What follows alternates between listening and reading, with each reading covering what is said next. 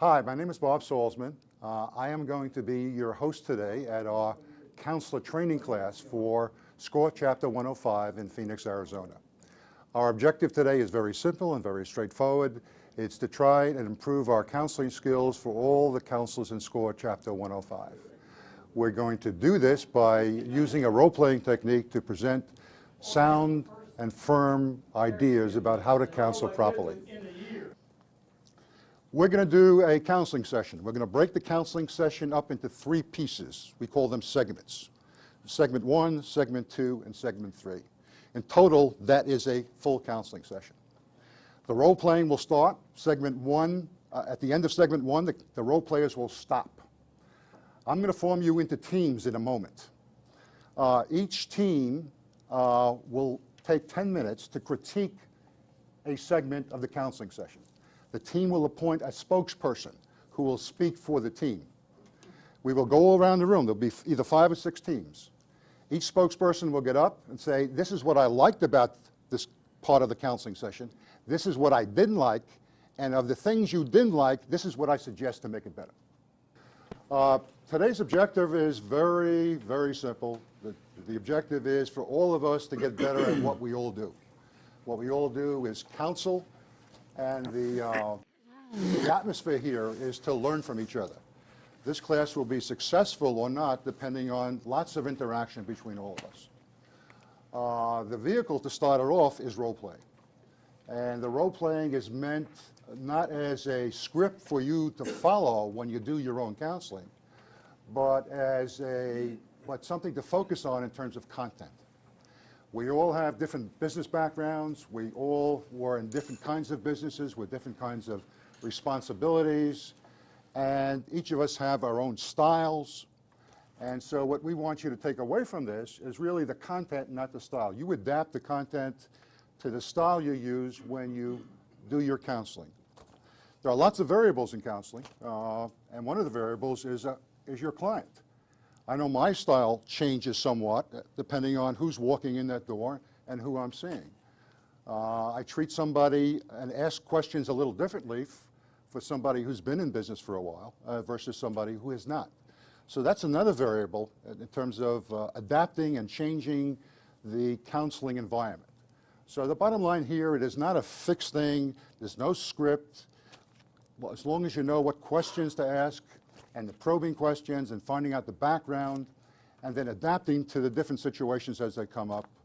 That's the key, I think, to a good counseling session. Not to say it has to be done this way.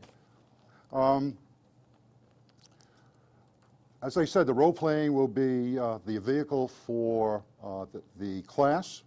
And let me take a minute to go over the handouts first. You all have a folder. And what we're suggesting, what's in that folder first, is lots of handouts from the inventory of literature that we keep in the chapter. You'll see all kinds of good stuff. What we're suggesting here is that when you walk into a counseling session, you'll walk in with that folder. It's a professional folder. It's got good information in it. And in a way, it is a marketing tool. That person, the client, leaves with that folder and has got information maybe they don't think they need when they leave, but they have reference to it. It's also a way to market our services because they walk out of there, it's going to be in their home, and maybe they'll make a contact back to us based on having that folder. I had 75 folders made up from the support staff, the ARP guys. And I'm going to ask them to build an inventory of folders so that each counselor, before they go into the session, can just pull that folder out and walk into the counseling session with that folder. You will see in the role-playing how that folder is used. So think about that, and if you want to, you can customize that folder. If you don't like the content, then you can add stuff or take stuff out, whatever you prefer. The second thing you have there is a schematic from National, and it's called 5 Steps Business Counseling Process. National has broken down a counseling session into these 5 fundamental processes. You can go on the National website and get a lot of detail. There's a 15 or 20-page document that supports this diagram. Everything you'll see today will fall into one of these 5 categories. And it'd be interesting for you to listen to the role-playing and see where the categories are. I want to introduce Jim Batts. Jim Batts is going to play Jim Batts as a counselor for SCORE Chapter 105. Jim is one of the best counselors by anybody's definition in Chapter 105. He's been around a long time. I just heard him say the other day he's been around 13 years, and he's counseled 2,000 people. Yeah. That's a lot of folks. The other person, in our chapter, we know him as Dr. Roger Robinson. But Dr. Roger Robinson will not be playing Dr. Roger Robinson today. He will be playing Mr. Roger Robinson. So Mr. Robinson is interested in opening a restaurant. He's heard about SCORE. We'll find out how he heard about SCORE in a moment. Jim Batts has been selected in some process, probably by the telephone counselor, to be Roger's counselor. So, Jim, this is Roger. I'd like you two to meet. Good morning, Roger. Good morning, Jim. Welcome to Chapter 105. Thank you. And Jim, let me give you Roger's Okay. 641 for your review. And May let I the just counseling- take a few minutes to read this? Okay, sure. Well, before we, if I may, would you share with me your background, your education, your work experience, what you're doing now, and what this new endeavor is all about? Right now, I'm sort of between things. I've been working at a variety of restaurants trying to figure out what I want to do. My background, I was in the Navy. And when I got out of the Navy, I decided that I would try to get into a variety of fields. And I ended up doing what I had done in the Navy because I had been a cook in the Navy When were you in the Navy? about 10 years ago. Okay. Were you land-based or sea-based? Well, I was land-based most of the time. Okay. Yeah. Very good. Yeah. Did you enjoy that? Did I enjoy what? The Navy? The Navy. Well, I was in there for 8 years, so I must have enjoyed it a Did little you bit. enjoy the cooking? Well, I did it because it was easy for me to do. Okay. It was sort of a no-brainer. It just All fell right. together. Yeah. And what is this endeavor you're reaching for here? Well, as I told you, I've been involved with restaurants in the food business, and Okay. I've come up with what I think is a great idea. My grandmother came up with a sauce for hot Okay. subs, and so I am going to try to put together a hot sub shop. A hot sub shop. Okay. Yeah. Great Italian subs. Okay. That's your byline, great Italian subs. Oh, that was Grandma's byline. She Okay. she taught me everything I know. Okay. So, Now, You're- pardon me a minute. You know, we're talking restaurants. Yes. Do you know anything about restaurants? well, I eat in restaurants. That's the first. Well, I criteria. eat one too, and I sort of worked in one, but I wanted somebody to help me develop a restaurant business. Okay, and I think we can do that by Okay. what we call a common vehicle of developing a business plan. Okay. Because every business, some way or another, has a plan. Either they have a plan that they're working by the seat of their pants, or it's written, but they have a plan. Someone has planned something. Well, yeah, you know, they told you I was a cook, so we always Right. had recipes. Is that what we're talking about? Part of having a restaurant is having a recipe. That's part of your deliverable. My deliverable. Yes. What's a deliverable? A deliverable in any enterprise is, in your fulfilling the need of a customer, you deliver something to the customer. In this case, it would be a sandwich. Oh, okay. All right. Okay. Okay. And then along with that sandwich, there's a service. And there's the what they call in the restaurant business, the ambiance. You often see this in reviews of restaurants. They give it an ambiance rating. For a little sub shop? Sure, every establishment has a level of ambiance. Boy. Okay. I think.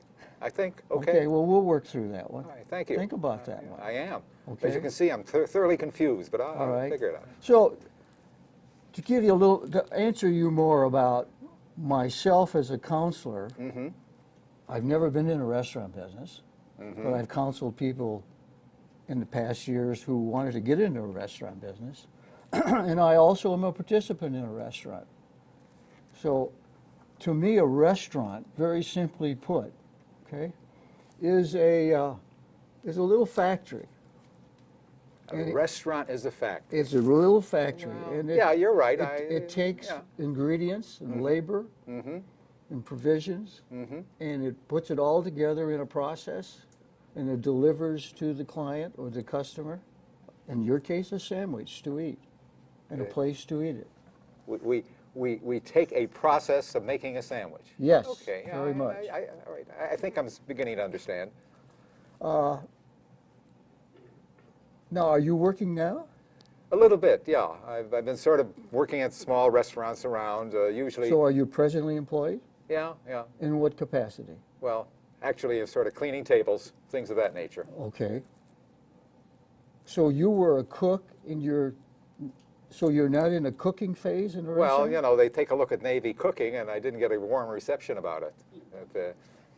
Well, because it's mass produced or in Yeah, bulk all we did was take what we were given, Right. huge amounts, make lots of food for lots of people. and steam table Steam, presentation. or we'd open a can of Spam and we'd slice up the Spam, whatever. All right. Well, let me ask you a question this morning. How can I help you this morning as we're sitting here? Well, the primary need, actually, the reason I came down was because you're part of the government, I understand. Yes, we're sponsored by we have an office at Washington. Yeah. And we're in association with a Small Business Yeah. Administration. And I'm a veteran, Okay. and I was under the impression that veterans can get money from the government to start a business. In context, yes. But let's leave that there, all right? Just leave that as Okay. a resource center that we can possibly tap All right. with your background. All right. Fair enough? Well, the focus is money, I hope. Well, money is a resource for you to start your enterprise. Right, okay. I think Money I- is not an end in itself. Money is a resource to Okay. facilitate Yeah, your startup of a restaurant. So for us to obtain a money supply, we must present a plan to someone so they know the risks they're taking. can I go in back to what I investing to you. understand? We're Oh, saying sure. a plan, we're talking about the recipe then. Well, the recipe is part of an overall Okay. business plan, and we'll get to that a bit later. Okay. Okay? At this juncture, do you have any other specific questions? Well, I think I need your You help just need when I money. help. Okay. Yeah, I need money All and I right. need your help in getting it. So what we're going to do here, in the context of the hour we have here, is to form a task whereby this will give you a venue to get the money. Fair enough? Task, yes, venue. Venue. Venue means this is going to be your plan to obtain the money, and then we're going to take the plan further to get a business plan. So it's going to be how I get from here to there. Right. So Okay. what we're going to discuss, a plan to get a plan, Okay. a plan all right. within a plan. Okay. Okay? I might at this juncture now just explain what we are and how we're associated with the SBA. So what I'd like to do is show you some literature that I've cherry-picked out of the tons of literature and leave this with you. First of all, here's a little synopsis of the SBA, the local office. And I'm not going to spend a lot of time with it, but if you're going to deal with the government, you must know the process. And this gives All you the right. first peek at the process of working with the government, as well as all the associations they have, including our own. So in this, they talk about their loan programs, specifically. The details of the loan program are in there. Right. The government doesn't give you money, they loan you money? The government loans you money through a bank, and that's on this page. Okay. It does not come directly from the government. So the bank shares the risk with the government. So it's risk sharing for startups or continuing in business. That's the purpose of it all. Okay, Okay. all right. I would most assuredly read this thoroughly. Take your time with it and read it thoroughly. It's very well done. Okay, Put out by the SBA. And All right. it goes through all the basics of getting started. One of the best pieces I've ever seen. And these other two pieces are put out by the Bank of America in conjunction with SCORE about basics in business. And the last one is a little pamphlet on how to really start your own business. that sounds like me, how to really Okay. start my own business. Right. Good. Okay. And how the answer to that is, first thing you do, we got to develop a business plan. So my endeavor this morning is to work with you in putting together a process by which you're going to be assigned tasks to formulate a business plan. Okay. Okay? Fair enough? What I'd like to do and share with you as a result of my years with excuse me, SCORE, is that I've developed a tutorial for getting people started writing. tutorial? A tutorial. A Okay. tutorial, by definition, is something that it gives an outline. It teaches you how to do it. You know, as they say at Home Depot, you can do it, we can help. I think the help is what I'm looking for. Right. All right. But I can't do it alone. So what I need from you is commitment for you to take this on, and I'm going to give you a tutorial to help you initiate and carry this out. All this is going to help me get the money. Yes. In the end, this is all going to help you get the money. All right. Okay. Okay. So if you agree to that, let's get started. Okay. Okay? All right. Essentially, a business plan, and as I say here, if you can't write it, you don't know it. So one of the things I want you to commit to is writing a business plan. And we're going to go through specific tasks to do that. All right. I might ask you one basic question, though. In the fundamental reason for anybody to go in business, including yourself, what's the fundamental reason you're going into Well, business? my fundamental reason I told you is to make some money. That's a reward. That's the reward. That's a reward. Okay. What's the fundamental reason for anybody being in business? I guess to do something for somebody else. Exactly. To serve the need of a customer. Never Okay. forget that. All That right. should be always at the top of your list. Does this serve the need of the customer? Someone will be first order, second order, and third order. But that's a fundamental question rhetorically that you should always ask. Okay? Okay. All right. Okay, let's embark on the business plan itself. And I'm a proponent of the title page. It's your calling card. It's the first page Yeah, that you've okay. seen. All right. Okay? And in the title pages, it says here, in other words, you're introducing yourself, the name of your company, who are the principals, and what role will they play, very briefly. What's your legal structure? How are you going to structure it? Sole proprietor, LLC, CNS Corporation. And we'll cover that later. all right? Thank you, because I'm not sure I know what you're talking Right. about. Well, every business has a legal structure. Okay. De facto, if you have no formal legal structure, it's a sole proprietorship. Okay. And then last but not least, should be on the title page, is what do you deliver to the customer to serve their needs? Let's just say, what do you, in this restaurant, what deliverable do you give to the customer that serves their needs? Well, I'm going to deliver food. Right. All right. Where are you Particularly, going to deliver it?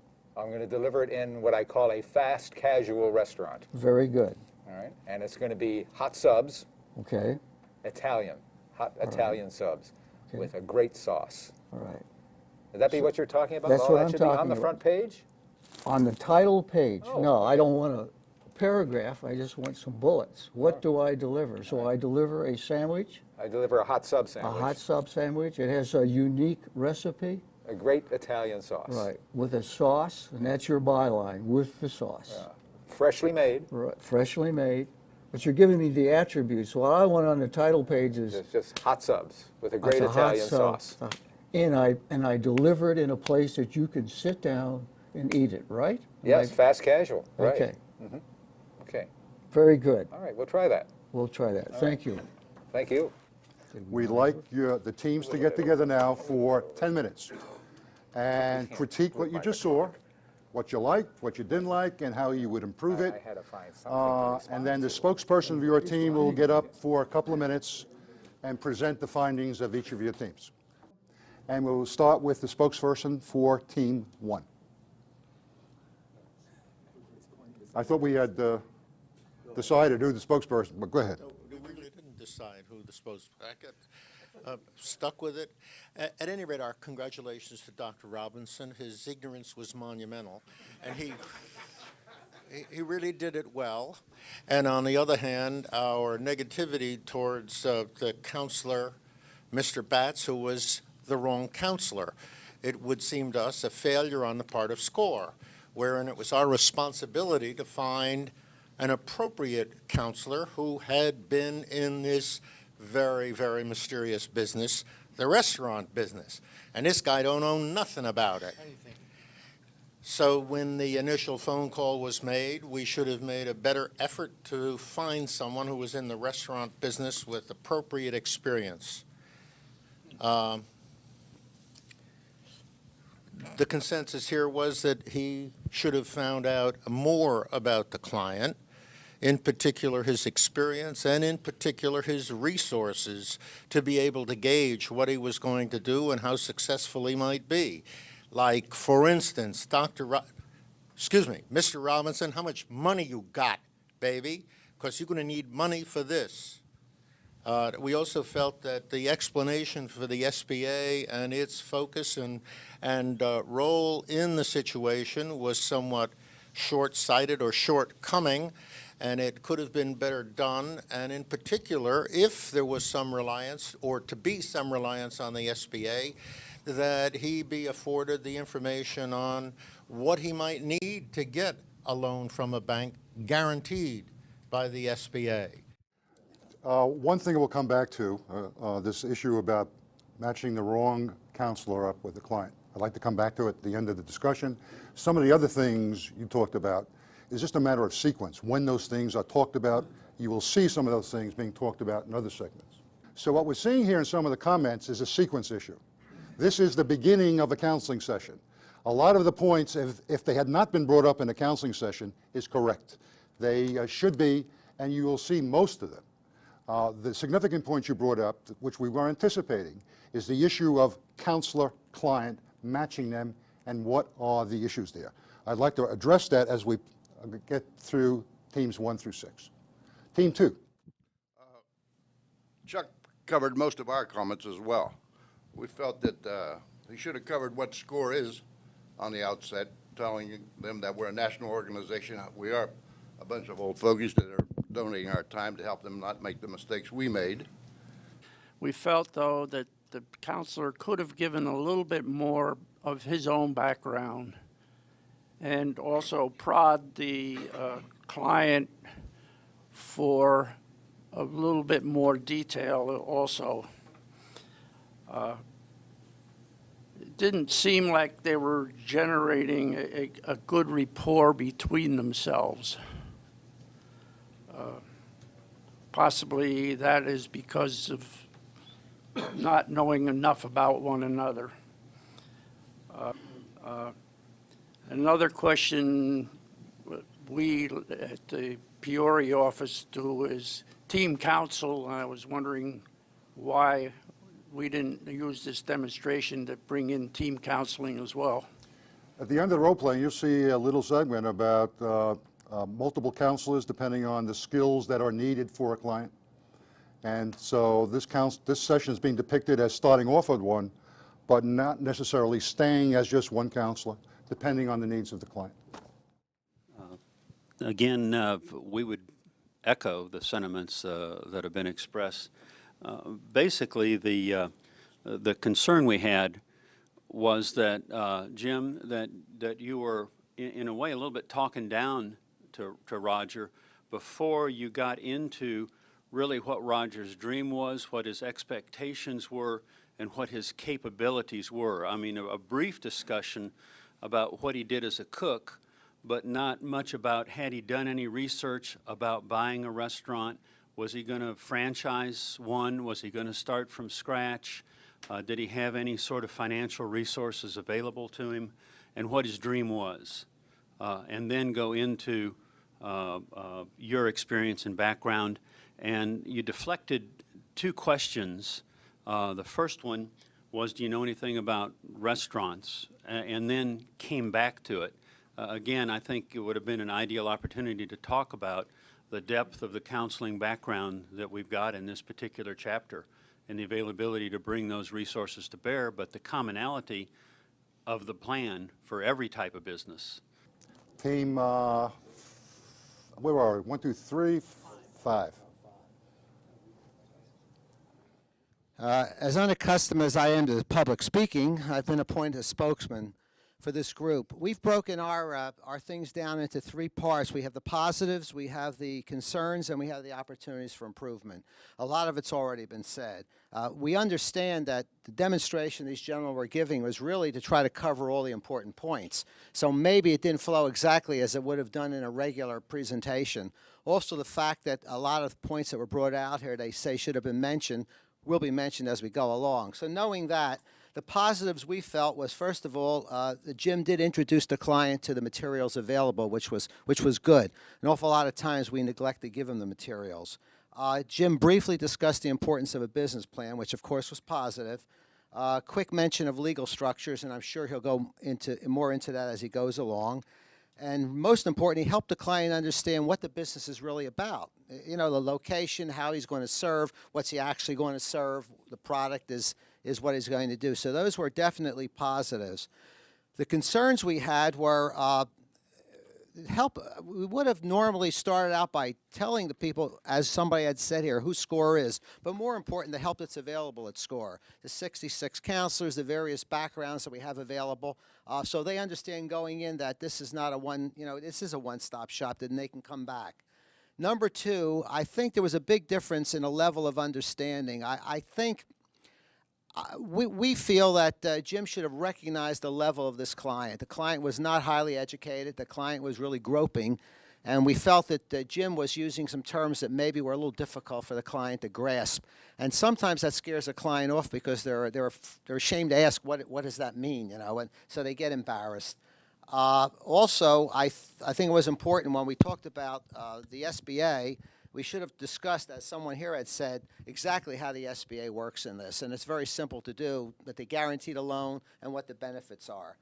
The opportunities for improvement probably are to ask the client, at least initially, if they're going to write a business plan, do they need to borrow money or is this for their own benefit?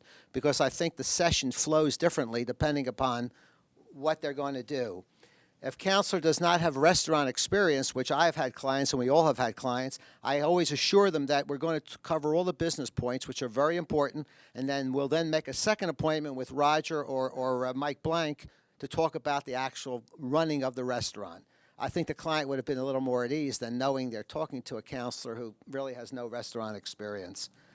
Two issues that came up that I'd like to talk about. The first is this issue about counselor-client, skills and the match. I think we have two camps here. One camp says if the person's a startup and has never, if the client is a startup, any counselor here should be able to counsel that client at least through the first 2 or 3 sessions and maybe right to completion, but recognizing the need that a counselor with restaurant experience is available to bring in when we get down to very specific issues. That's one camp. The other camp is saying that he should have been matched directly with a counselor who's got restaurant experience. Segment 2, this is the second piece of 3 segments of our counseling session, and we're going to pick off the last thing we talked about was the title page for the business plan. And let the counseling session begin again. We have our title page, and now we want to move into the details of the business plan. And in my experience through the years with clients, they've taught me a lot. And one of the things that I have learned is that they're very intimidated, as you are, by the word business plan. Right. Whoa, business plan, okay? So I have found by doing some things that are typical and atypical, we take away the intimidation of this task, because it's a task. And I recommend to people that the first thing they do, and this will, in some quarters, will be heresy, the first thing they do is they write their executive summary. And I say, what is an executive summary? How can I write a summary if I don't know what I'm doing? Exactly. Exactly. But you do have a concept, you do have a vision, you do have something in your mind about this restaurant and what it's all about. Yeah. And we're going to go through 12 steps that I put down, okay, that will allow you to transfer from what's your head, okay, in your head, to a form which is expected in our industry. So if you'll be patient with me, we'll do that. It also will become the outline of your business plan. I understand outline, I didn't understand summary. Well, the but I outline understand and the summary is going to become one and the same thing. Because Okay, when you all do right. the summary, you're going to have an outline. Okay, All right? all right. So I'd like to embark on that. And I'm going to give you this, it's called the Sigma Series. I'm going to give you this for your reading and taking it through step by step. But in the hour time we have here, I do want to get to these 12 steps, okay? So there's something I've got to do beyond here. We're not going to get it all answered here. Absolutely not. Okay, I'm going to give you an overview, a macro view, and you're going to respond to that. And then I hope we'll have multiple sessions and following through with a business plan, either with me or co-counseling with other people. Oh, others can be involved? Others can be involved. All right. And what this does is your first visit. This allows us, all right, to have you prepared for the expert who may need it or may not be needed. Oh, so there are experts available who may know, who have experience in what we're doing? Indeed, we do. We have experts in the restaurant business. Okay, All right. all right, good. So you might consider this a preparation for the expert. Okay, all right. There are three basic elements in any business plan. The first element is the business model. And you might, and the business model is listed here as the fifth item in my 12. And you may say, whoa, he's going to the fifth item. Well, I also want to know what you mean by a business And model. we'll get to that. Okay, I'm picking the business model because the business model describes what you do in a process with people and with provisions. you're talking about how I buy my supplies, how I make a sandwich, and so on, And things how like you that? deliver it. Exactly. Every step Deliver, of I mean, it. how we give it to the customer. How you give it to the customer. Okay.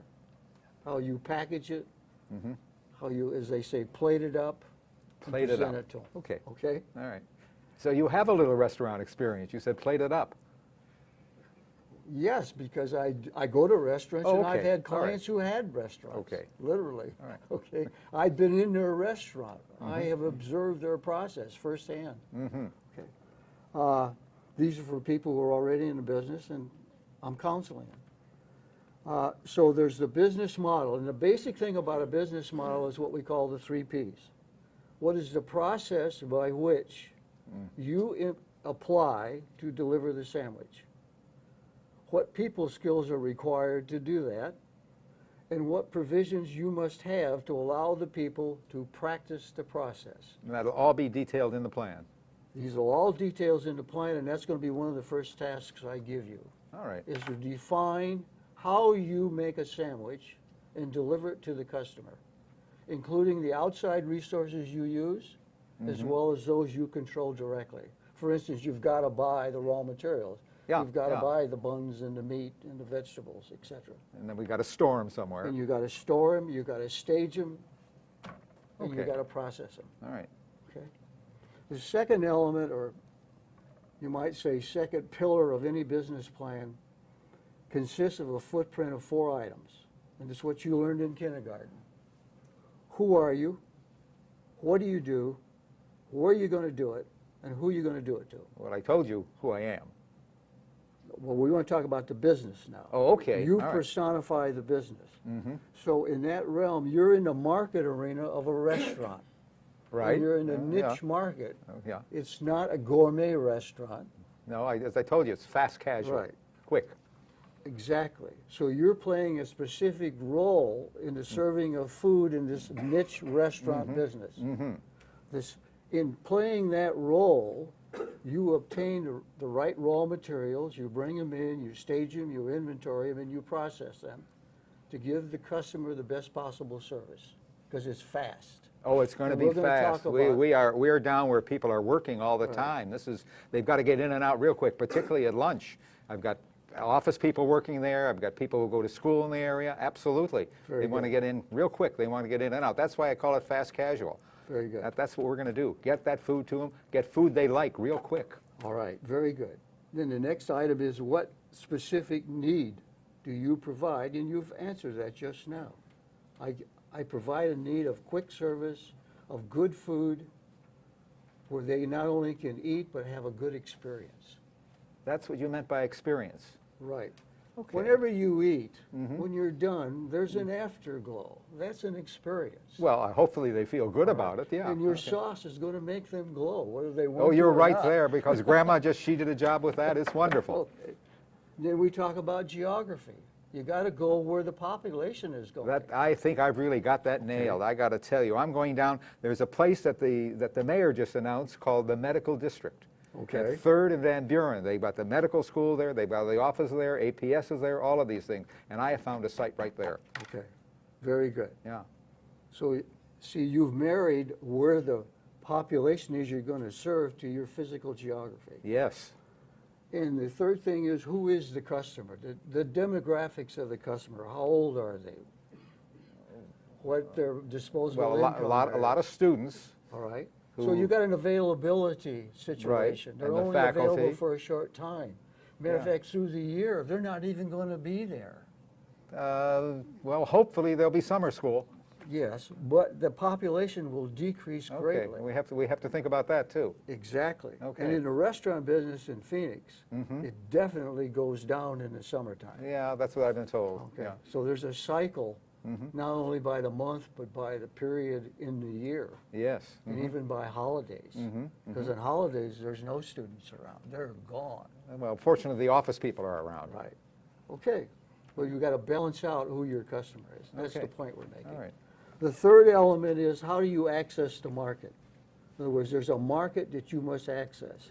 So you're saying, well, the access of the market is to have a proximity to my population, so that they Didn't can. I say that? I got the people right there, and the people are right around the corner, and I just thought I So why meant would to- they come to your restaurant?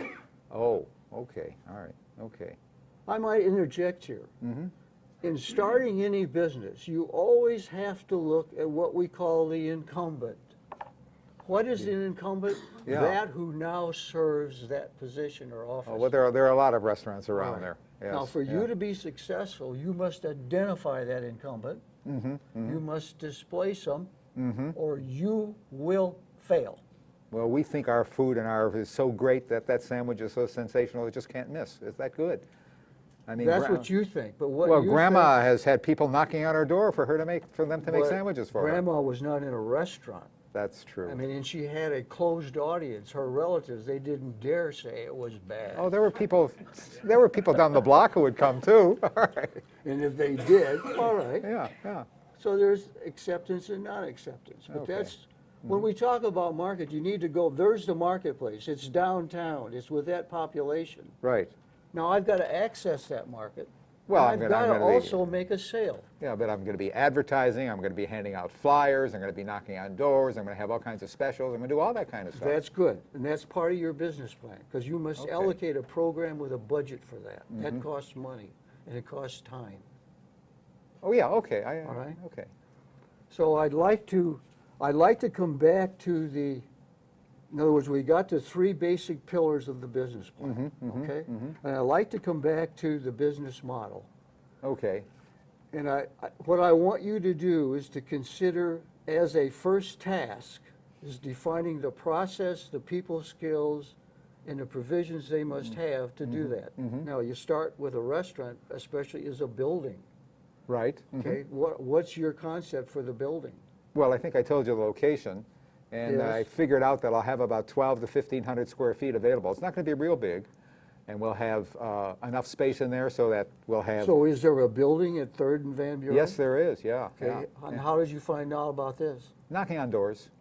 I just Okay. went down there and walked around and knocked on So doors. you're dealing with an agent or a broker? They turned me over to a broker. Yes. Okay, so you're working with that broker? Yes, I am. One of the things that you need to be very, very cautious of is the terms and conditions of your lease. And you are considering lease? Yeah, I guess so. I think that's what I have to do. I would most think so, because if you're leasing a space, you must have improvements. Yeah. You're investing a lot into that building. Yeah, we got to talk For a about the period of money. time. Let's get back to talking about money. How Okay. much- Yeah. Okay. Well, when we talk about money, all right? The business model will allow you to say, I need this money to purchase this amount of equipment, to lease this amount of space, to improve it, to install it. That's what the money's for. So we need to go through the business model to find out how much money we all right, need. okay. But can't I just do that, writing it down on a piece of paper and just figure out what the costs are and so on? Well, you will do that, but this structures you so that you have a structure of what your startup costs are, what your running costs are, and then increasing the business. But we first got to start it up. So you've got an initial expense of startup, and a lot of it will be capital expense, Capital, you mean dollars? dollars. Okay. This is the initial investment you have just to get started. By the way, how much money do you have? Well, you know, that's why I'm talking to you. I live in a house, they tell me it has some equity in it, and possibly about $60,000 to $70,000 of equity, they call it. That's what the bankers told me it's worth.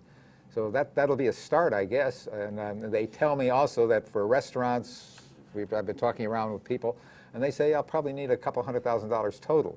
So I'm really looking to try to work with you to raise that difference.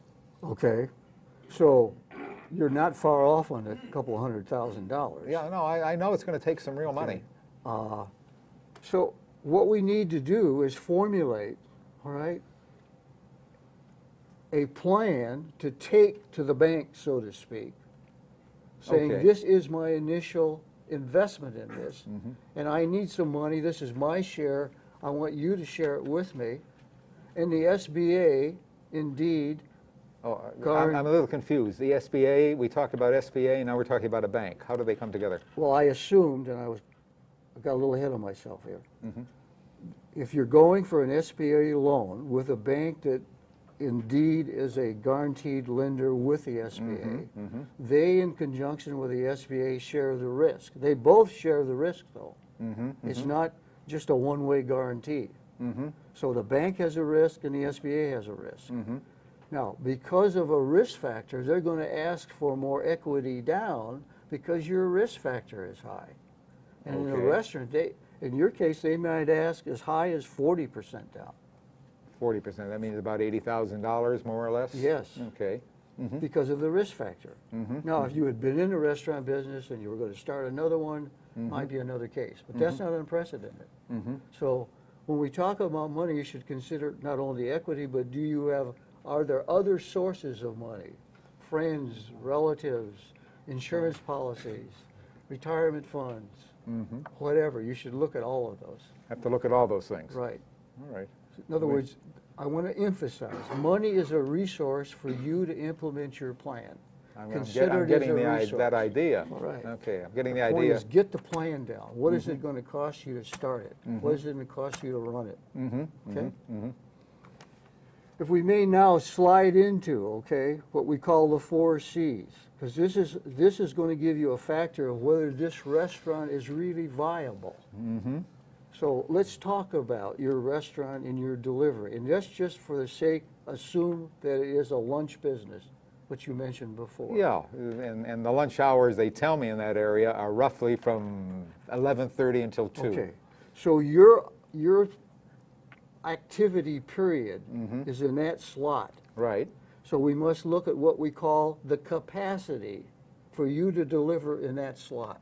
How many sandwiches can you deliver in those peak hours? Well, I can make a sandwich every 5 minutes. That's all it takes. Okay.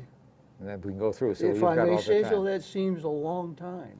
Well, we're allowing the time from the moment the customer comes up to the counter Okay. to where the sandwiches Right. meet. And remember, it's a toasted sandwich, and then pays for the sandwich. I like what you're saying, but you said make the sandwich. You didn't say deliver the sandwich. Okay. Okay. All right. So it's going to have to take you much less time than 5 minutes to make the sandwich. Okay, I included the whole Study thing. the fast food people. They've got it down to the second. Okay. Boy, okay. McDonald's delivers, or Yeah. makes up the okay, yeah. sandwich. Right. Yeah. Well, but they can do it. Yeah, Like in true. 2 minutes and 30 seconds. Right. But Okay. they still have to get it out to the customer. The customer has to Exactly, walk and there's through a the time table. period in there. Yes, But you yeah. got to think about the biggest improvement will be in making the sandwich. Because without the sandwich, you have nothing. Oh, yeah, yeah. I thought the biggest improvement was So going to be in the taste. what taste of numbers have sandwich. you come up with? Because that is capacity. Capacity relates directly to income. Okay, I think I understand what you're saying. Okay, well, how many sandwiches can you deliver in 3 hours? Well, I'll just use that 5-minute factor and divide it into the time. All right, and I'm not, Okay, that- and I'm that not trying to makes- put you yeah, on the yeah, spot, but right. that's one of the tasks that you need to address. In that time slot, how Right. many sandwiches can I deliver? Yeah. Okay, in that time slot, because that's directly revenue. Sandwiches equal revenue. So I have to do pencil and paper, I have to figure that out. Yes, you do, Okay, okay? all right, And I want you to take the first cut at it, and I'm always here to help you, all right? okay. all right. Now, the second C is, what is the limitation of the capacity of your enterprise? So we talk about capacity, and then we talk about the next C is capability. How could you increase the capability? Well, we can do by having the process of ordering and delivering faster, as well as actually making it. And you may want to have some of this stuff pre-made, but you've got to get it down to a process by the second. So you need people to do that, and you need the provisions to Okay, do that. all right. So not only are the fixtures and the units and the tools there, the process becomes of prime importance because you've got a time slot this long. Yeah, basically. Yeah. Now, the other thing you consider for capability is can I increase the hours? And is it all going to be eating in, or is there a takeout? Because if I have takeout, Oh, I like that, that's good, that's good. Okay. I like that. Yeah. so you want to consider for fast food, they come in, just as the other people do it. By the time they get around to the corner, the guy orders it, they got the thing ready. It's there. Okay? So you're So using the they- same capital equipment, you're using the same people. So the guy who came in at minute 1 of the 5 minutes, by the time he gets up to that register at the end of it, somebody else has already been, food has started. And I want you to Okay. think Oh, about okay. how, first of all, do your basic business model. Then say, well, my business model is limited by, my capability can be increased by, and then put that down. What's the critical path for you giving more capacity? Okay, The next C is, what does it cost you to deliver that sub sandwich? right, okay, yeah. Including all costs, direct material, direct labor, What about the sandwiches I eat? Do I have to worry about my food cost in there too? absolutely, and all your employees. So it's part of wastage. Okay. Because if it all isn't right. getting to the customer, it's wastage. So what isn't going in the garbage can, or what is going transferred out the back door, that's waste. But even if it goes in the garbage can, it means I didn't sell it. That's right. Okay. Whatever it is, you didn't sell it. There's no revenue from it. Ah, You may okay. have made some people happy, but you got no revenue. All right. So that should be included in your costs. Do you have someone who can, so to speak, count your beans? Count my beans. Right. What does that mean? That means accounting system. Oh, the you mean count the numbers. money, track Right. of the money. Yeah, we're going to use a company. I have an uncle who used to be a bookkeeper. And Okay. he's a little old now. He's probably in his 80s, but he can still use an The only adding thing I machine. would consider, and I'm all for the uncle, but Mm-hmm. with our computer science these days, and it's especially good in accounting, Mm-hmm. I would think you should consider some software, which is available online, because you need to know your costs. 80% of businesses who start up, and this is a fact, do not know their real costs. Wow, that I didn't know. That's a fact. Yeah. 80% of businesses in a startup do not know their costs. I mean, familiar saying, well, I'm going to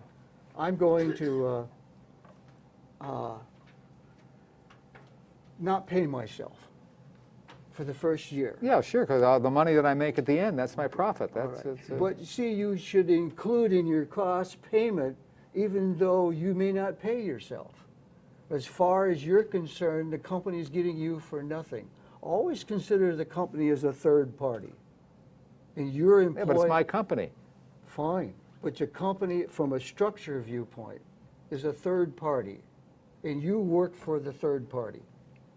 What if you wanted to hire someone to do your job? What would you pay? That would be a cost. That yeah. would be a That would be a cost. cost. All yeah. right. Yeah. So we've covered the business model, all right? We now, and by de facto, what has happened is you've covered your identity, who you are, the market area you're in, who you are. You've covered the need you provide. You've covered the geography and the customer. The business model, to test your business model, you got to ask yourself, does my business model fit the need and fit the purpose of my identity, of who I am, what I provide, where it happens, and who the customer is? It's a balance act. Yeah, but I think it does. It's Fine, yeah. that's, but you want to get that on a piece of paper. I keep forgetting that piece of paper. And then the third item, which we'll discuss in the next segment, is how you access the market. What Okay. aspects of the market, how do you access them? How do you make a sale? How do you get somebody to come in, sit down, and order a sandwich? Okay, we're going to start in reverse order this time. We're going to start with 6 and then work our way back to 1. A couple of things. First of all, some observations, and I think it's important. I don't think you have to be a restaurant expert for the first couple of meetings. I think we can all do a good job to get them past that point. Second of all, I think Jim did a great job in bringing out the many points that Roger needs to think about. The group in general felt that he was hitting with too many points too fast, and because of his educational level and background, maybe he wasn't able to follow it as quickly as he probably could have. Some of the positives were Jim alluded to assigned tasks that he was going to give him and set Roger up for future sessions, which was very good. Jim defined Roger's input as to how it should be used. And everything Roger said, Jim explained to him how that would be used in a plan. You know, how you serve, where you serve, who you serve. Very important issues, obviously. Jim discussed the need to research acceptance of the product. We usually tell our group, and Roger and I do the Start Smart, you know, just because grandma thinks it's great doesn't mean you're going to sell the thing. But I think Jim let Roger understand that he probably needs to do a little more research. So those were very positive things. A couple of concerns we had as a group was Jim did not determine if the client even qualified for a loan. Really was no sense in taking him through this entire procedure without finding out what he had. He had a couple of dollars in cash. You know, did he have any collateral? Did he have 5 credit cards that were maxed out and just bought a Ford truck, $30,000 truck with $100 down? He's not going to get a loan. So you know, we tell our clients they need to clear that up first. So that was a concern of the group. We felt that Jim may have been going a little too fast. I think Roger got a little confused. Jim was speaking to him, well, I mean, he acted well. Jim was speaking to him on a different level, and I felt, and I think the group felt, that sometimes a client is afraid to ask you what you mean because they don't want to look stupid after the first couple of times. So what they do is they turn their mind off and they're not listening for the rest. So I think maybe he needs to go a little bit slower considering the level of the client. Some of the other concerns we had, the general accepted method for writing a business plan, at least in the 100 years I've been doing it, is to write the business plan and then write the executive summary. Now, I know Jim likes to talk about writing an executive summary first. I'm not sure how that has to be done, but I'm going to talk to Jim afterwards. He's still using terms such as micro view and various things that I'm sure Roger did not understand. And Jim talked a lot about the business model, but never really defined what a business model is and what a business plan is. So those were the issues. But overall, I've done a great job following the script terrifically. A couple of comments. I think you're right on in terms of your comment about squeezing stuff in. And one of the predicaments we had as a team was trying to demonstrate a counseling session that really occurs typically over more than 1 hour. So we're putting stuff in here that typically might have happened in the second or third counseling session. The other issue is important, the issue about need in the marketplace and how do you quantify that? How do you know that grandma's sauce is really a good sauce? And as you pointed out, the big guys spend money by test markets, focus groups, surveys, and the little guy ain't got the ability to do that. But they can do something, not to reach a sure conclusion, but they can bring some people together and have them taste it. They can make some calls. They can do something towards saying, yeah, this is a product, there's a need out in the marketplace, and I've got a good chance of being successful because I've got a nice product. It's a wide range of capabilities, but to ignore it totally, saying you just can't do it because you ain't got the money, is not the way to approach it. To try at least to do something to quantify the need in the marketplace for your product or service. Well, basically, agree with what you said, Marty, the group did. The group also felt that Jim might still be a little pedantic in talking to Roger in terms of, I'm teaching you the structure as opposed to understanding the client's needs.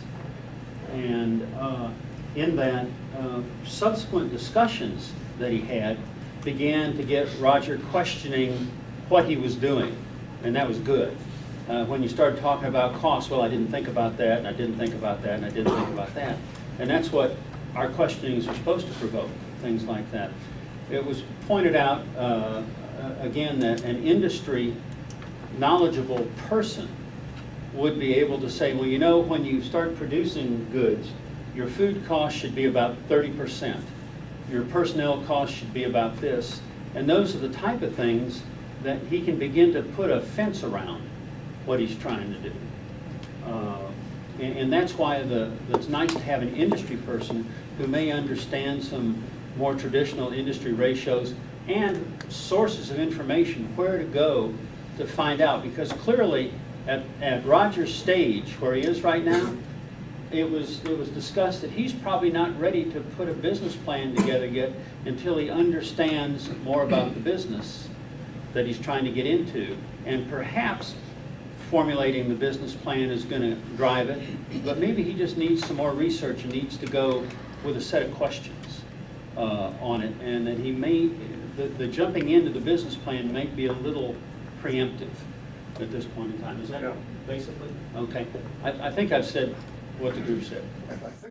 I think Jim talked about a plan for a plan, namely laying out the plan to get to the business plan. One thing I'll pick up on is this term that Tom used called ratios. This is something you can get at a reference library at any business reference library. And what are ratios? It's a relationship of typically your cost to your revenue.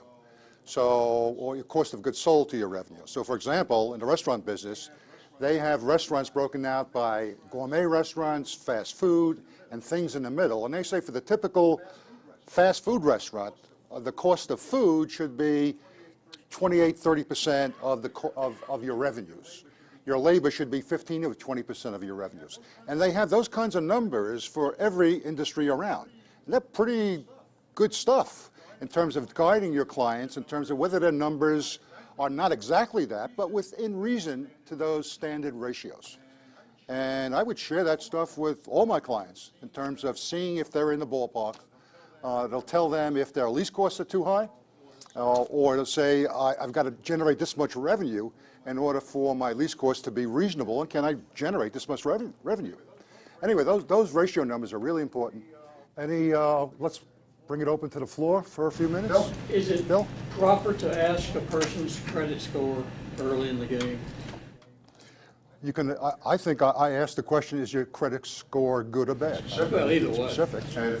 And if it's bad, I know I take a certain path. If it's good, I take another path. We are going to start up segment 3, the last segment of the session, and I turn it over to Mr. Robinson and Mr. Batts. All right. So we've discussed the 3 pillars of the business plan. Right. The first pillar has a footprint of who you are, what you do, where you're going to do it, and who are you serving. So all that goes into the plan. That all goes into the plan. That's one pillar, okay?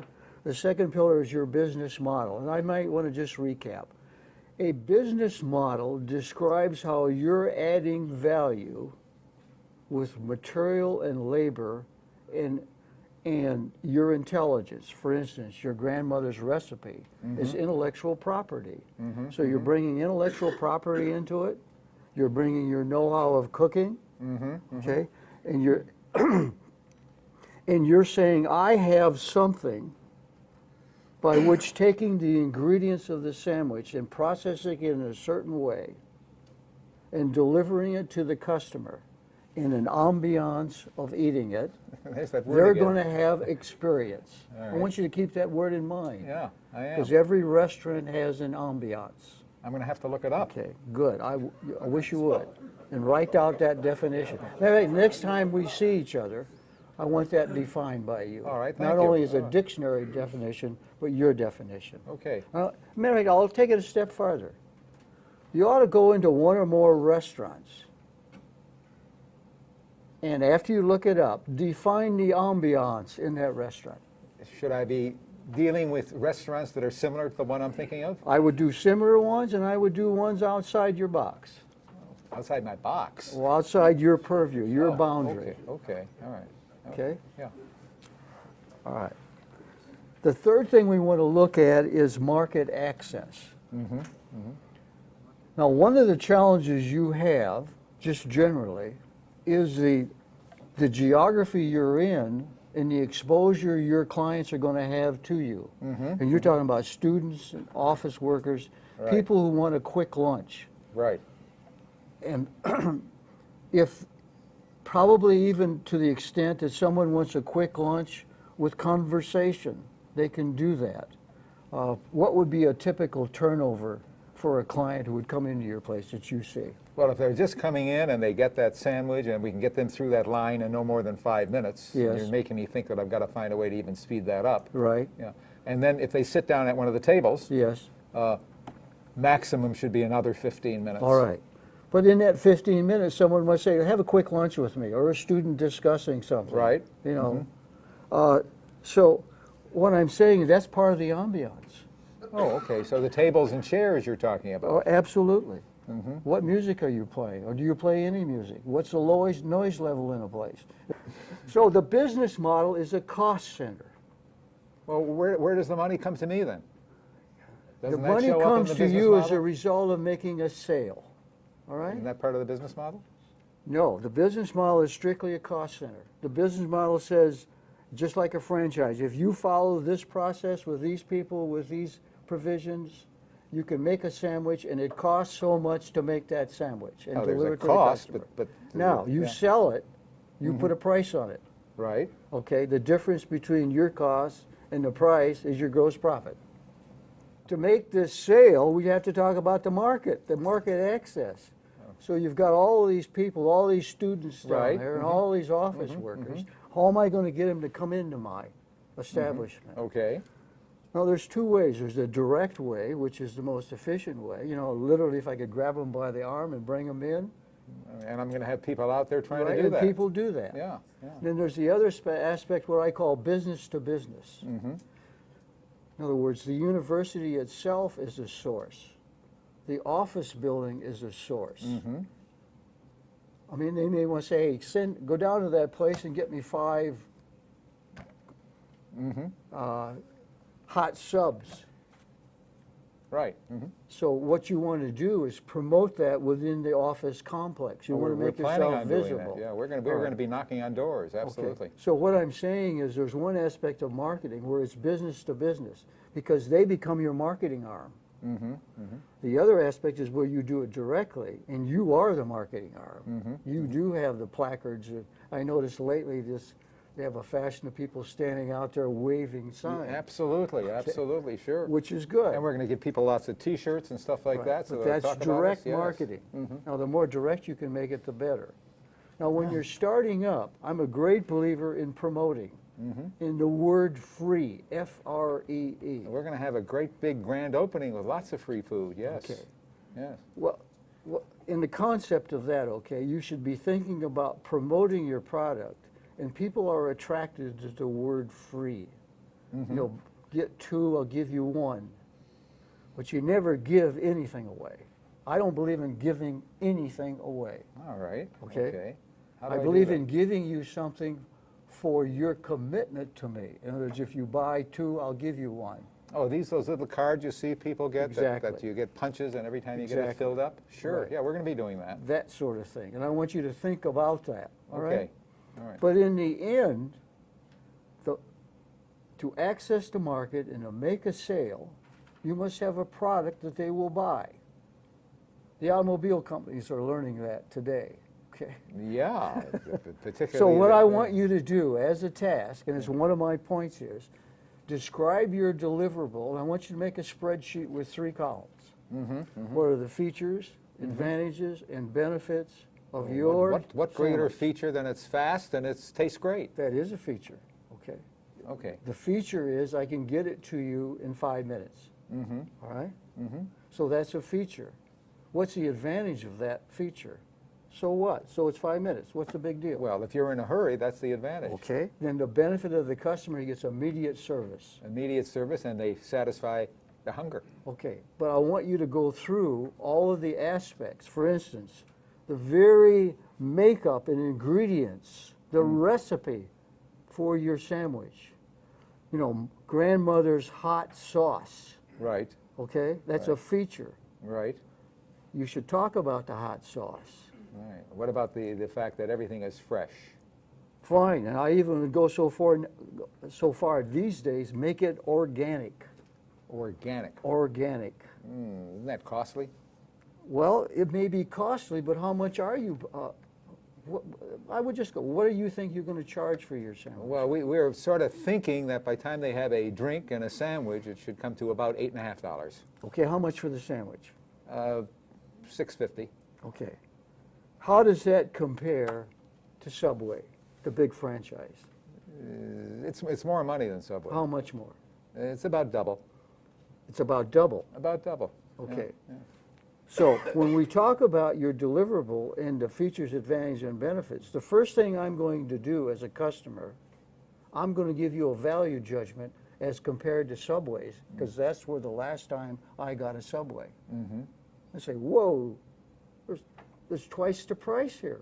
Yeah, but it's going to be, first of all, the amount of food is going to be that much more Okay, than but Subway then you gives. got to put that in your features, advantages, and benefits. Okay, I see The what amount you're of saying. food as compared to Subways is 4 more ounces of salami, or whatever it is. And whatever, all the meats that go into Right. it, and cheese. And you always get the sauce.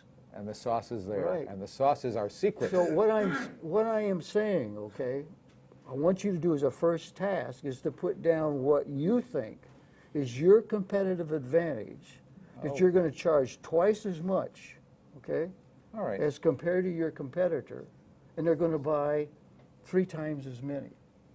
Well, we're planning on that. We Well, hope and so. I'm making Yeah. a point with you. Right, Okay, yeah. it's not good enough just to be like Subways. You got to be better than them. Well, we're going to educate them. We're going to teach them what good What sandwiches is are. educating of a customer? Having them taste the product. Exactly. So they got to make that purchase.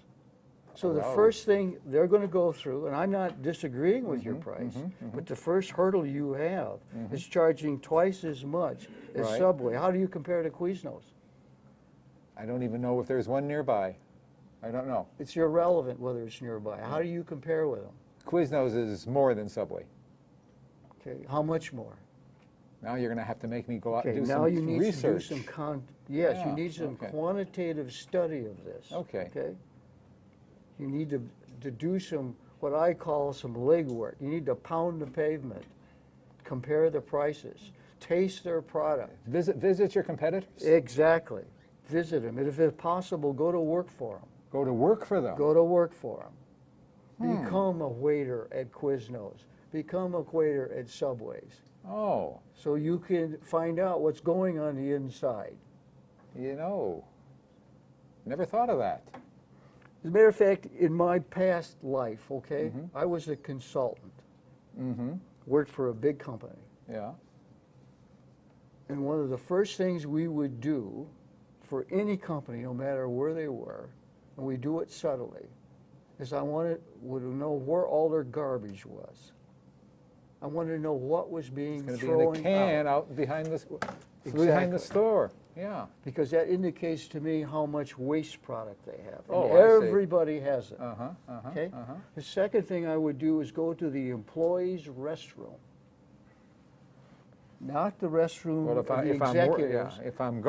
if I work the place, that'll be easy. Yeah, Right. Okay. I'm just making some points because Okay. they indicate a attitude of the company toward what they're doing and how they treat their employees.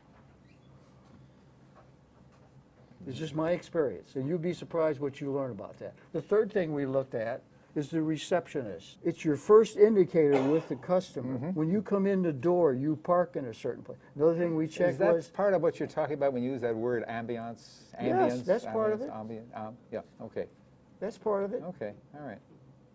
So when I drive up to your establishment, some basic things. Where do you park?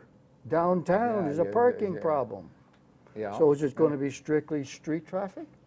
That's what we're thinking about, Okay. yes, yes. What's your signage? What kind of security do you have? Well, we're going to lock the doors at night, What kind of doors? glass doors, so Okay. people can You see may in. want to think about that. You're downtown at 3rd and Van Buren. Okay, all right. So there's signage, there's parking, there's security. And you're thinking about the security of the client. I see, okay, all these things have to be looked at. They have to be looked at. Because And as the- I, as a customer, when I go to your place, okay, I am either directly or indirectly checking you out. Okay, If so I all don't have that- to park, how do I get in? How do So I all that goes insert? into the plan, Exactly. okay.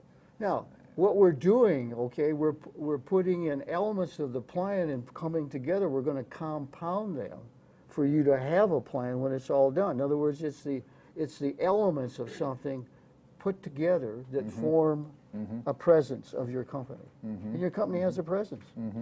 Your restaurant has a presence. Yeah. And the biggest presence is the product. Oh, that's what we're going to be selling, So, yeah. again, I want to reiterate what your deliverable is. I want you to do a spreadsheet with features, advantages, and benefits of your particular restaurant. Do you have something that reminds me of all these things I have to do? Yes, I do. I'm going to be giving you Oh, okay. a document, All right. and all this is detailed listed, okay? So all of that's listed. Now, the next thing I want to talk to you about, and you've been talking about money, you're going to price this product for a certain price, and we've said that. Right. Now you need to reflect what's your cost. We've talked Okay. about that All before, right. but you need to know your cost, not only the direct cost, direct labor, direct materials, but all the overhead, your telephone bill, your lease agreement, your equipment upkeep, your inventory, because inventory costs you something. When you buy inventory, that is a in-process goods to be processed that So you're I need putting money money into. for inventory. Okay, Exactly. All right. Exactly. In addition to equipment and In things like addition that. to equipment. Okay. The equipment only provides the means for people to process the food, Okay. All but right. they gotta have something to process. So Okay, you need all to right. have suppliers. Okay. And in the next couple of sessions, we have what we call outside resources. Couple sessions? You mean I'm going to get to see you more often? Yes. How often can I see you? You can see me as often as you're ready. Because I'm gonna give you some tasks. If you're ready, you Oh, come back. You give me homework. I'm gonna give you some homework, and we're gonna get to that. Oh, okay. All right. But I want to talk, one of the points I make is cost versus price, so you know what your gross profit is. In other words, for every sandwich I sell, it costs me this much, with everything applied, all my costs completely, including your salary. Okay. Including myself. You Including got me back yourself. working for the Yes, company again. yes, I do. Okay. All right. Okay? Okay. What does it cost me to deliver that sandwich? Including the wrapping you put on it, everything, including your calling cards, the electricity to See, keep the sign on. when I was in the Navy, we never had to worry about costs, so it's a whole new thing to me. Because they gave you, you were a worker in the Navy. You were an enlisted man. I wasn't the cook, I was a worker. Okay, all right, okay. Yeah, you were a cook, Yeah. but you were a worker. Okay, all right. Believe me, I was in the Navy as an enlisted man, yeah. and I was assigned to the kitchen. Yeah. So I know what you did with me. Now you know that I peeled potatoes. Now you're getting to it. All right. The other thing I want you to consider, in the business model, okay, and then in the business model as a cost center follows the 4 C's, and I'm going to repeat them again. Yeah. Your capacity, your capability, your cost, and your cash. All right? Now, we talked about you're going to be operating at noon hours, and we talked about a maximum capacity that you could deliver in that sweet spot. So I've got to figure all that out. You've got to figure that out. Now, once you figure that out, you will come up with a figure saying, if I'm running at 100% capacity, and let's just use for a figure 100. Let's use that word, that number, Okay. 100. All right. I can do 100 of these. Right. I want you to assign what your price is, okay, and show me your gross revenue All right. based on your capacity, Okay. what your revenue is going to be at running at 100% capacity. Okay. And once you get that done, I mean, it's a little arithmetic. Okay. Then I want you to take another task, and I want you to take 80% of your capacity. In other words, you only utilize 80% of your maximum. Okay? Okay. You can drive her at 100, but I want you to go back to 80. Why do I say that? It gives you a viability of what your task is. A what? Viability. Is this business viable? Is it something that really can go forward? Does it have substance? Can I look that word up too? Sure. Viable means is, very simply, is it possible to do this? Oh, okay. Okay. Okay. All right. In a bigger context, but you'll find that out when you look up the word. All right. Okay. Now, so I want you to do an 80%, and I want you to look at the revenue then, all right? And looking at your cost versus your revenue, will the numbers come out that running at 80% capacity, that this business is possible to operate? Question. Yeah. You described all these things that I have to do. Are there not, and you know, you talked about a little bit about computers. Right. Is there some resource that I can go to online where I can get some ideas of how to do this, or can I only do it with you? Well, you certainly can, I can share it with you, and there are some things online, but what I'm asking you to do is a very simple arithmetic. Okay. All right. Now, I will say this, in the appendix of my plan, which I will Oh, give to okay. you, All right. I've got some little worksheets here to do, and you can Oh, that will be pencil it in. That will be a big And help. I believe in penciling it in first before you go to the computer, with a pencil with an eraser on it. I get you. All right. Okay. So now what we've called is we know what we can do 100%. We know what our revenue is going to be at 80%. Then what I want you to do, okay, because you're going to have some figures of costs and overhead. What's the lowest amount that you can sell and still keep the lights on? What about rent? Don't I have to pay rent too? Yeah, that's all. In other words, you have fixed costs. Oh, okay. You So mean you all look costs? at your all costs. Okay, You look at the fixed cost and you ask yourself, how many sandwiches must I sell Okay. just to I think I see pay where you're going. my expenses, I think including your salary? Including me. Yes. Okay. All right. Okay. I think I get it. And that's called the break-even point. You know, I've heard the phrase before. Thank you. That's Okay, break. I mean, the accountants get into some sophisticated formulas. Don't be concerned about that.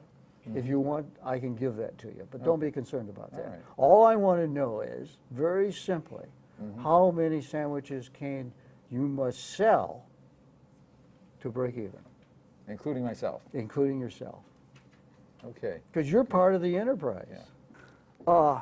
The last thing I want to share with you is a little bit more about SCORE and what we do, and some Okay. other services that we associate with, some other resources. And one of the ones that I think is extremely important, and you are computer literate?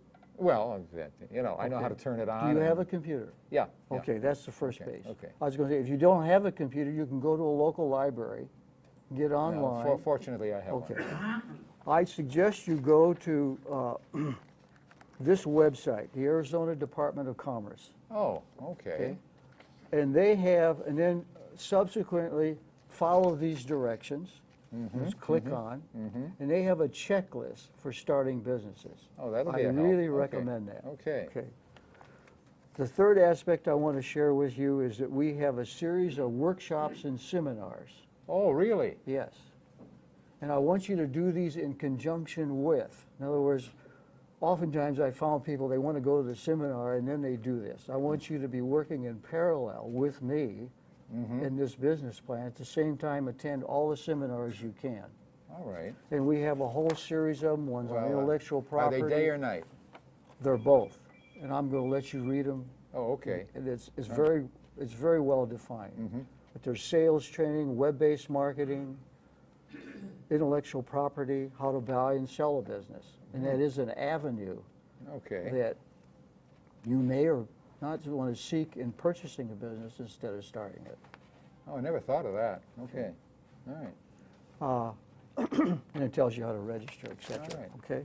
The third thing I want to discuss with you is our premium series, our survival series. Survival. Okay. Right. All right. It's called Small Business Survival Series. This is in the daytime hours. It covers business plans, marketing, bookkeeping, and cash flow. Okay. The next series, I believe, starts in March. You do not have to do these in sequence, but I recommend you do. We also have a loan clinic. And downstream, once you have your business plan put together, you might want to attend these loan clinics because this is where the participating banks and the SBA are represented one-on-one. They're there in the flesh. Okay? We have also a Start Smart with SCORE, and I recommend this. It'd be exception not to recommend this. And we have a particular grand session coming up on March the 3rd. It is part of the Entrepreneur Week. Okay. And all at right. that session, we're doing something very special. Not only are we having the Start Smart seminar, but we're going to have a cadre of counselors there to do one-on-one counseling, The cadre, a bunch. a bunch, Okay. a group. A group. Okay. And that will allow people to come in and either go to the seminar or get one-on-one counseling. I recommend you go to the seminar. All right. It's very Does it comprehensive. matter whether I go to this one before these, or does it not matter? I recommend going to this one first, Okay. okay? Because it gives you an overview. Yeah. And then this gets very specific. All right. And then the last but not least is Business Plans Plus. Okay. Okay, now, your task, okay, for the Okay. next session that we have is to define your business model, covering the 3 Ps, and then going one step further to develop your 4 Cs using 100% capacity, 80% capacity or utilization, and break-even capacity, Okay. okay? All right. We can make an appointment out here, I would like that. and we will meet with you and do it right online. Okay. I thank you for being patient and for listening. Thank you for all the help. Thank you. Okay. Okay, we're going to critique segment 3, which is the last segment. We're going to do 3, 4, 1, 2, and 5. 3, 4, 1, 2, 5. 3, start us off. Okay, in general, we thought that third session was probably the best of the 3 in terms of content and everything else. However, a couple of points that we think could have been, particularly near the end when he was summarizing things for the client to do, he might have suggested that he take some notes so he doesn't forget. The other thing, too, is when he started talking about our workshops and seminars, he probably should have put Start Smart first, because that's the one we really want the people to go to. Somewhat feeling that maybe Jim was lecturing a little too much. There didn't seem to be too much of a participation by Roger. Okay. Our group would also concur that this was the best of the 3 segments. The primary reason being that Jim and Roger got into a back and forth dialogue of things that Roger could use to understand going in this business. And Jim was very specific about making sure that Roger had some things to do, even though Roger didn't take notes. And that was noted by our group too, is how serious is Roger about this? He's letting everything kind of slide on by except looking up a definition or two. The other thing that was discussed is that Roger's concept of the business should have been perhaps challenged a little bit. In that, okay, you want to serve just hot Italian sandwiches. Perhaps a little bit more about, are you going to serve dessert? Are you going to serve, what kind of, drinks are you going to serve? Things like that, to get, again, dialoguing, to think about the type of business that you're going into. Good discussions about expanding the capacity, but not a discussion until, I think, toward the real end about how to maximize revenue. And that's when you got into your 80%, 100%, 80% type thing. But how to round it out. And again, Duncan talking about the feasibility study, that's the sort of thing that would be prime. But once again, I think the group said, this guy's too early to be launching into the specifics of a business plan. It was suggested that really what needs to be done is understand and challenge what he wants to do, and then give him some industry sources to go do some research on. Fastandcasual.com, some other places to go see and do some research, and then come back and let's talk about, has your concept changed? Now let's talk about what you really want to do and putting a plan together to do it. But more the basic business research. Did I miss anything? I'm sure I did, but anyhow. I think your comment about challenge is right on. Having sat in with Jim in a lot of co-counseling, he is at the top of the list in terms of challenging it. Just in surface here. But yeah, don't just accept the client's model. The model could be improved, modified, or whatever. That's a good point. Five? I'm sorry. A couple of observations we made. The counselor spoke about a mile a minute, obviously trying to keep up the schedule, did very little listening to the client. Not once did I hear the counselor ask the client if he understood any of what he was saying. The counselor was presenting tasks about a mile a minute. All kinds of tasks that had to be done, studies to be done. Again, didn't write anything down, and I wonder if the client even understood any of it, let alone remembered it. I think what I can take away from this thing is that there is a different approach that we all take when we sit down with a client. Jim has his way, everybody else does too, but you eventually have to get to the basic that we all talk about, and that's the business plan. So how you approach that, I guess, is one thing where future seminars of this type can stress. Maybe we get a uniform, maybe we don't, but the point is that it is the backbone of what we counsel on. We felt good that he emphasized research and homework. Homework is one thing we may all, I know I forget about it a lot, to tell them that they have to do the job, but necessarily to report back so I can grade you, type of thing. But it was a good session, I certainly appreciated it. Thank you. Couple of things that happened outside the role playing. Jim steps out of the room. Jim makes out a 641.3. He goes directly to the E3 system. Doesn't wait till he gets home, or waits a couple of days. He goes and gets that 641.3 entered at that point in time. He makes a note in his calendar to call the client back 3 or 4 days before the next appointment to get the dialogue going. That happens all outside the role playing.